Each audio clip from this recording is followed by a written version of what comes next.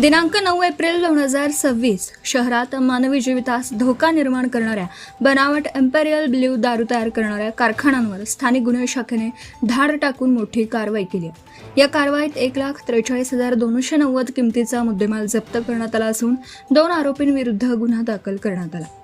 Police अधीक्षक श्रीकांत धिवरे यांच्या आदेशानुसार अवैध धंद्यांवर कारवाई सुरू असताना स्थानिक गुन्हे शाखेचे पोलीस निरीक्षक श्रीराम पवार यांना गुप्त माहिती मिळाली। त्यानुसार अंबिकानगर परिसरात चंडिका हॉटेल्सच्या मागील पत्र्याच्या शेडमध्ये बनावट दारू तयार होत असल्याचं उघड झालं।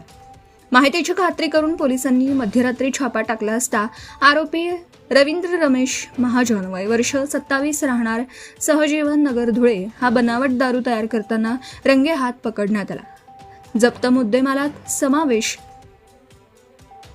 1,152 इम्पेरियल ब्ल्यू नावाच्या काचेच्या बाटल्या, 500 लिटर क्षमतेची टाकी व नळनळी, 9,000 बनावट स्टिकर्स, 1100 लहान व 1100 मोठे प्लास्टिक बूच, 650 रिकाम्या बाटल्या, 200 लिटर स्पिरिट, दारूचा रंग तयार करण्यासाठी रसायने, अल्कोहोल मीटर व इतर साहित्य। या प्रकरणी 40गाव रोड पोलीस ठाण्यात महाराष्ट्र दारूबंदी कायद्यान्वये गुन्हा दाखल करण्यात आला। सदर कारवाई पोलीस अधीक्षक श्रीकांत धिवरे व अपर पोलीस अधीक्षक अजय देवरे यांच्या मार्गदर्शनाखाली स्थानिक गुन्हे शाखेच्या पथकाने यशस्वीरित्या पार पाडली।